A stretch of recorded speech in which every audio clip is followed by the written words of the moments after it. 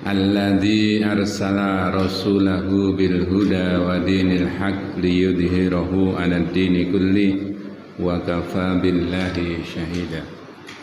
Asyhadu an la ilaha illallah wahdahu la syarika lah wa asyhadu anna Muhammadan abduhu wa rasuluh la nabiyya ba'dah. Allahumma shalli wa sallim wa barik ala sayyidina Muhammadin wa ala alihi wa ashabihi ajma'in, amma ba'du. Qala wa ta'ala fil kitabihil karim, a'udzu billahi minasy syaithanir rajim. Lau anzalna hadzal qur'an ala jabalin la ra'aitahu khashi'an mutasaddian min khasyatillah wa tilkal amsalu nadribuha linnas la'allahum yatafakkarun. Allahu la ilaha illahu alimul ghaibi wasyahadati huwar rahmanur rahim. Qala wa ta'ala wa ilahukum ilahu wahid la ilaha illa huwar rahmanur rahim. Sadaqallahul adim. Qala Nabi sallallahu alaihi wasallam, irhamu ahlal ardi yarhamukum man fis sama. Al hadis kama qala. Bapak Ibu yang kami hormati, mungkin kita tidak terlalu panjang. Topik kita soal dimulai huruf K, ya. Kasih sayang. Topik ini saya kira sudah sangat kita fahami dan Islam memberi perhatian yang sangat luar biasa hebatnya. Islam adalah agama kasih sayang. Dimulai dari kasih sayangnya Allah Subhanahu wa ta'ala kepada hamba-hambanya. Di surat Al-Fatihah ada dimulai dari ayat yang keberapa? Bismillahirrahmanirrahim. Bahkan ayat yang pertama, Allah yang maha pengasih lagi maha penyayang. Di Asmaul Husna ini kalau kita bahas kasih sayangnya Allah itu begitu sangat luar biasa sempurnanya. Para mufassir menjelaskan Ar-Rahman itu kasih sayang Allah kepada semua makhluknya tanpa kecuali.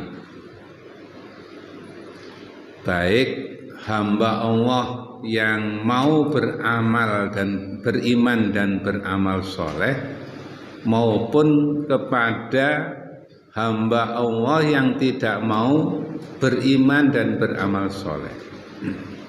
Bahasa kasarnya, sing apik nggih diparingi kasih sayang Allah, sing nakal nggih tetep diparingi kasih sayang Allah Subhanahu wa ta'ala. Diminta gak diminta, Allah sudah memberi kasih sayangnya kepada hambanya, kepada semua makhluknya di atas jagat raya ini.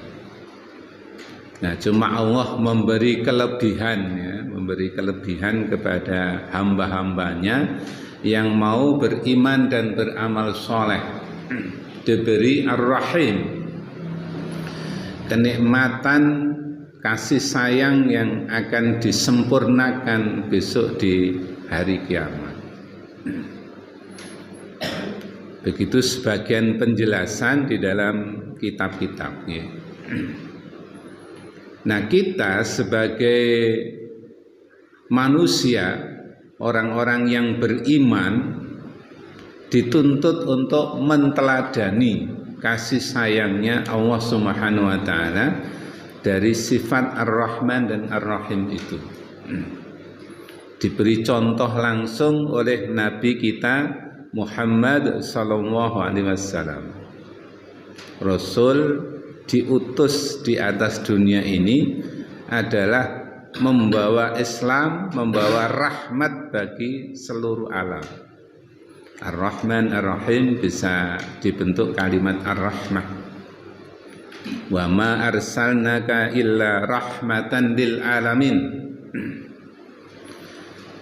Kasih sayang Rasulullah kepada umatnya luar biasa, tidak hanya khusus umat Islam tapi juga kepada orang-orang lain.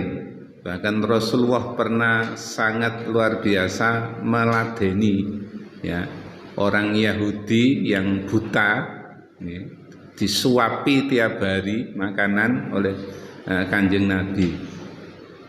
Saking rasa kasih sayangnya Rasulullah kepada orang-orang sesama. Hadirin Bapak Ibu yang kami hormati, coba perhatikan pondasi ajaran Islam yang dikenal dengan rukun Islam. Itu kandungannya tidak lepas dari kandungan ajaran kasih sayang. Dimulai dari syahadat ya, kemudian sholat, kemudian zakat, kemudian puasa, dan puncaknya di ibadah haji. Di situ ada dimensi vertikal hubungan manusia dengan Allah, sekaligus hubungan sesama manusia yang dilandasi oleh kasih sayang. Ibadah haji, kalau boleh disebut ini sebagai muktamar umat Islam sedunia.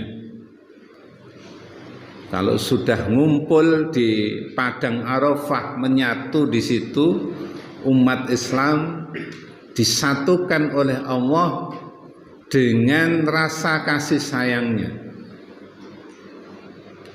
menghilangkan perbedaan antar bangsa, perbedaan antar suku, perbedaan warna kulit, ras dan lain sebagainya, bahasa dan seterusnya.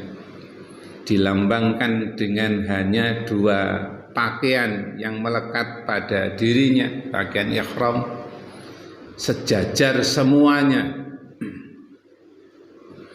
Semua sama-sama dari keturunan Bani Adam, keturunan Nabi Adam. Tidak ada yang utama antara satu dengan yang lain, tetapi yang paling utama adalah takwanya kepada Allah Subhanahu wa taala. Dari dimensi takwa itu melahirkan salah satunya adalah bentuk kasih sayang. Maka dibuatlah aturan orang haji kalau sudah berikhram itu harus menghindari tindakan-tindakan yang bisa membatalkan ibadahnya. Yang paling utama seperti disebut di dalam Al-Quran 3 hal, wala rafasa, wala fusuqa, wala jidala. Tidak boleh rafas, berkata kotor, wala fusuqa, tidak boleh berbuat fasik, perbuatan yang melanggar, yang perbuatan dosa, wala jidala, dan tidak boleh bertengkar. Dan ini berlaku sebenarnya untuk semuanya yang sedang melaksanakan ibadah haji. Lo bertengkar saja niku mboten angsal, apa meneh lebih dari itu. Saling memukul, saling mencederai saudaranya, saling, apalagi sampai niatnya lebih dari itu. Jadi kasih sayangnya sangat nampak di situ. Dan ibadah haji kalau ada jamaah yang melanggar, itu dendanya atau damnya adalah dalam bentuk kasih sayang. Antara lain dengan membayar damnya nanti dagingnya dibagikan dalam bentuk kasih sayang kepada sesama manusia. Haji, zakat, jelas di situ muncul bentuk kasih sayangnya Allah. Infak, sedekah, itu bentuk kepedulian kasih sayangnya Allah Subhanahu wa taala, sekaligus kasih sayang kita sesama manusia. Coba kalau kita baca dalilnya ketentuan zakat fitrah, ketentuan zakat fitrah. Jelas di situ adalah ada wujud yang ditekankan oleh Allah dalam bentuk kasih sayang. Zakatul fitri tuhratul lis-shaim wa tu'matul lil masakin. Zakat fitrah ditunaikan itu tuhratul lis-shaim, untuk mensucikan ya orang-orang yang berpuasa. Waktu menjalankan puasa itu mungkin masih keperucut ngerasani koncone misalnya begitu, atau ada amal-amal sikap yang mungkin kurang bagus sehingga dikhawatirkan bisa mengurangi ya kadar kualitas puasanya, maka tuhratul lis-shaim ya berfungsi untuk mensucikan orang yang berpuasa. Wa tu'matul lil masakin, memberi makan kepada orang-orang miskin. Nah, itu adalah bentuk kasih sayangnya umat Islam kepada sesamanya, dari yang memiliki kemampuan kepada orang-orang yang mungkin kategorinya perlu disantuni. Demikian juga zakat mal, sangat jelas di situ 8 asnaf yang dikasih, bagian dari bentuk kasih sayangnya para agniya, para muzaki kepada mustahik. Puasa, wah sangat jelas nih. Puasa ini 3 dimensi sekaligus. Pertama dalam bentuk syariat untuk berpuasa itu sendiri, menahan lapar, menahan haus, tidak boleh marah dan sebagainya, bagian dari dimensi spiritual hamba kepada Allah Subhanahu wa taala. Sehingga Allah dalam hadis qudsi menyatakan as-siyamu li wa ana azzibi, puasa itu untuk aku dan aku yang akan memberi balasan kepada orang-orang yang berpuasa itu. Dimensi pertama. Dimensi yang kedua adalah dimensi kemanusiaan. Supaya sesama umat Islam terutama ini punya rasa simpati dan empati.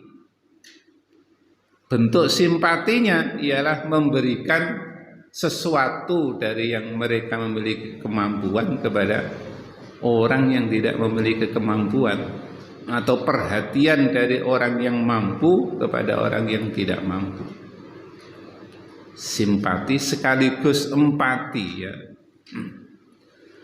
Dan itu tidak cukup dengan hanya memberi saja, memberi saja. Tetapi sekaligus merasakan, umat Islam diajak merasakan bagaimana lapar hausnya, seperti saudara-saudaranya yang mungkin kekurangan makan, tidak makan dan tidak minum.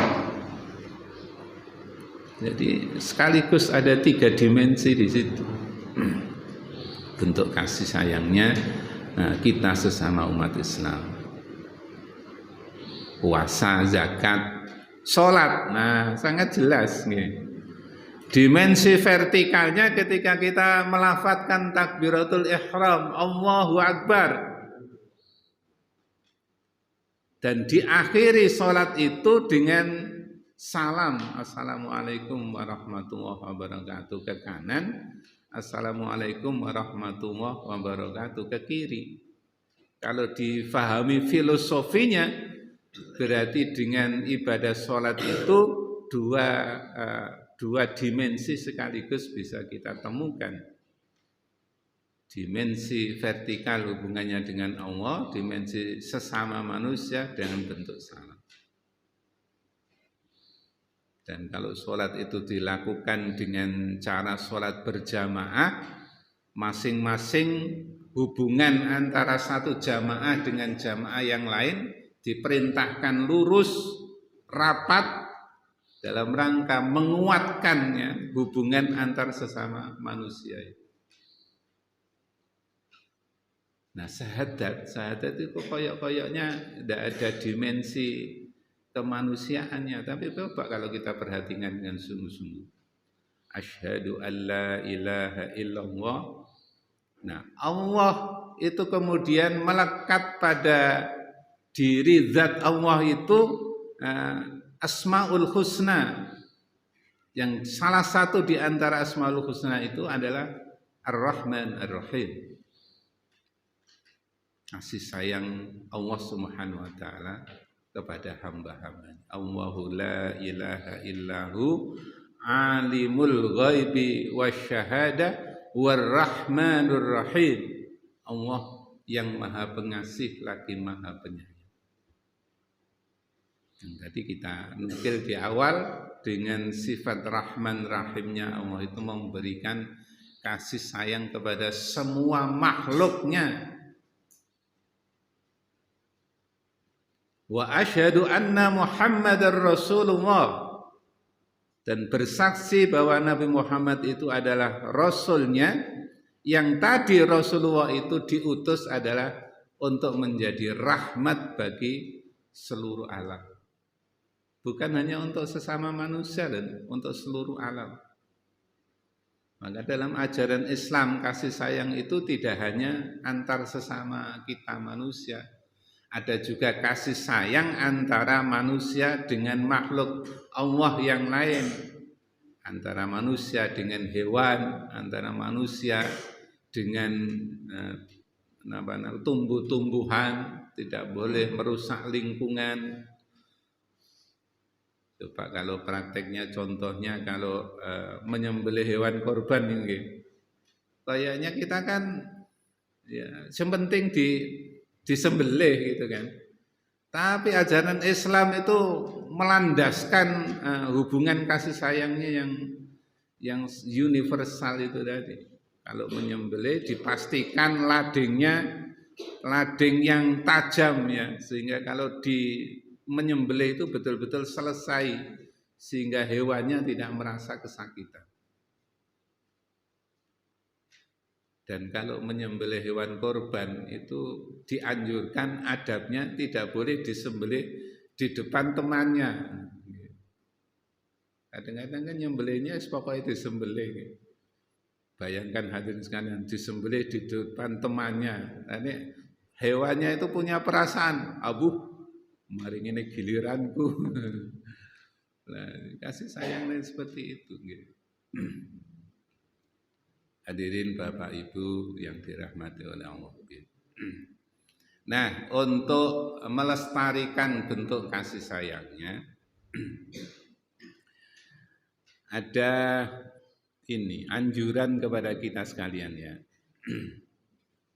Kalau bisa ini ya, kalau bisa, tapi diusahakan bisa. Kita dianjurkan meneladani seperti yang dilakukan oleh Rasulullah, bersikap lemah lembut kepada sesama saudara kita.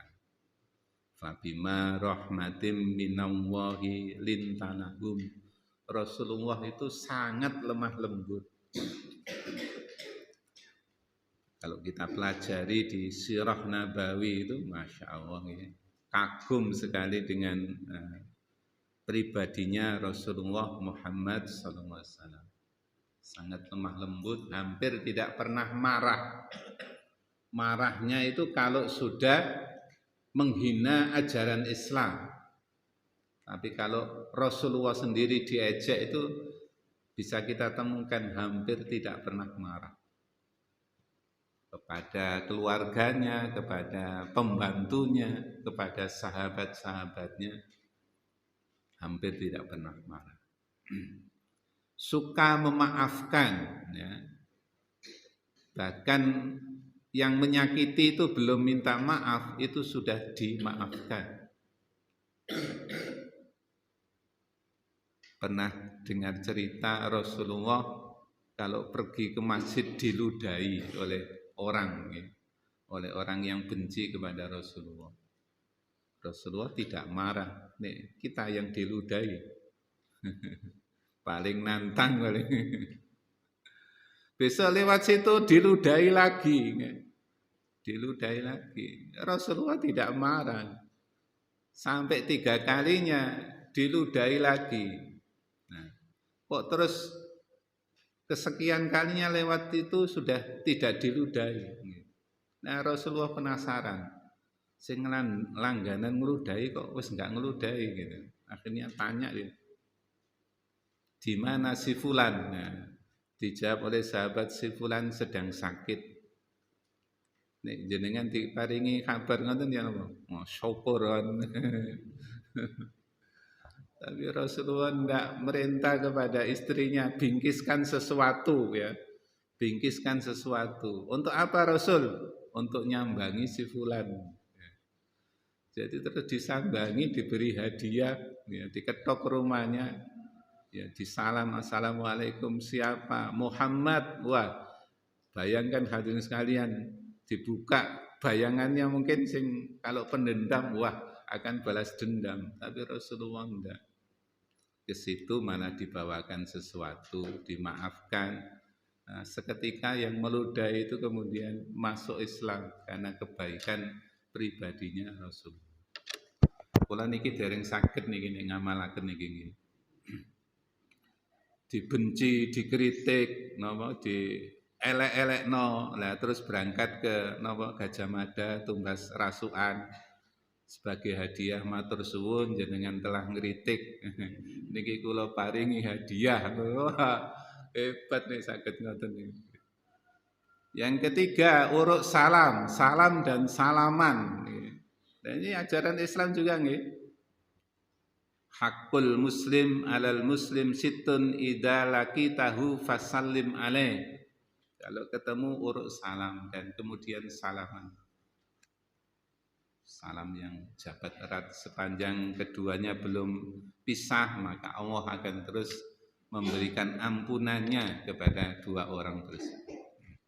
Yang keempat, meringankan bebannya. Bantu meringankan bebannya, terutama kita kepada saudara kita, kepada orang tua kita, dianjurkan untuk meringankan bebannya. Yang selanjutnya tidak suka menyakiti, ya, tidak suka menyakiti saudaranya, ya. Sehingga berusaha untuk membina hubungan sebaik-baiknya dengan penuh kasih sayang. Nah ini juga dianjurkan hadirin sekalian, suka memberi, suka saling memberi antar sesama kita sekalian. Misalnya saya di Pisang Agung, tonggone Pak Bambang. Aku nek lewat Dharma depannya Pak Bambang dikasih jambu. Nah, kapan-kapan ya saya mestinya harus membalas ya. Membalas ke Pak Bambang, memberi sesuatu juga mestinya gitu. Untuk saling memberi. Tapi maksudnya ini bagus, bukan maksud yang tidak bagus gitu. Kemudian hadirin sekalian, sikapnya adalah sikap yang tawadhu, merendahkan diri ya, rendah hati ya, tidak sombong, tidak congkak. Nah, insya Allah itu bisa melestarikan kasih sayang di antara sesama kita. Yang terakhir adalah mendoakan kepada saudara kita. Baik yang minta didoakan ataupun yang tidak minta didoakan, didoakan kebaikannya. Dan itu sebenarnya diajarkan oleh sering diajarkan oleh Yai Khotib di atas mimbar. Doanya kan doa yang sangat luar biasa. Untuk lil muslim wal muslimat wal mu'minin wal mu'minat al ahya wal amwat, baik yang masih hidup maupun yang sudah mati, semuanya didoakan, terutama mendapatkan ampunan dari Allah Subhanahu wa taala. Umaghfir lil muslimin wal muslimat wal mu'minin wal mu'minat al ahya minhum wal amwat gitu ya. Nah, supaya hubungan sesama saudara kita ini tidak rusak, tapi senantiasa terpelihara dengan penuh kasih sayang, Rasul menganjurkan kepada kita menghindari 4 hal. Singkat mawon nggih. Wala tabaghadu. Sesama kita jangan sering uring-uringan. Jangan saling emosi. Jangan saling marah memarahi. Itu akan bisa merusak tali kasih sayang sesama kita. Ada orang yang memang kadang-kadang hatinya itu gampang luka ya. Kalau dimarahi gitu ya, dijelek-jelekan ya mungkin hatinya bisa luka juga. Maka kita dianjurkan untuk saling menghindari ini. Jangan saling memarahi. Contohnya Rasulullah tadi tidak pernah memarahi. Dan dilatih dalam bulan puasa besok ini, sepanjang puasa kita tidak boleh marah. Wala tabaghadu, wala tahasadu, tidak boleh saling hasud, iri, dengki kepada sesama saudaranya. Wala tadabaru, tidak boleh saling membelakangi. Bahasa Jawa ini nek ketemu ojo sampai melengos. Nggih bener nggih. Mboten angsal melengos. Ya. Wala tabaghadu wala tahasadu wala tadabaru wala taqatu ya. Sesama saudara kita jangan sampai memutus tali silaturahim. La yadkhulul jannah man kana qati'un wa huwa qati'ur rahim, tidak akan masuk surga orang yang memutus, yakni memutus tali silaturahim. Wa kunu ibadallahi ihwana, tapi jadilah kamu sekalian sesama muslim, sesama mukmin yang saling bersaudara dengan penuh kasih sayang. La yu'minu ahadukum hatta yuhibba li akhi ma yuhibbu li nafsih. Jadi dasarnya penuh dengan kasih sayang. Saya kira cukup ini yang bisa kita sampaikan. Mudah-mudahan yang singkat ini memberi semangat motivasi kepada kita sekalian untuk membangun kasih sayang dengan dasar syariat, dengan dasar agama, bukan semata-mata karena nafsu, bukan semata-mata karena budaya, tetapi diberi roh dengan roh syariat agama sehingga nilainya adalah nilai yang benar di mata Allah maupun di mata sesama manusia. Kita tutup dengan bacaan kafaratul majlis. Subhanakallahumma rabbana wa bihamdika asyhadu an la ilaha illa anta astaghfiruka wa atubu ilaik. Alhamdulillahirabbil alamin. Assalamualaikum warahmatullahi wabarakatuh.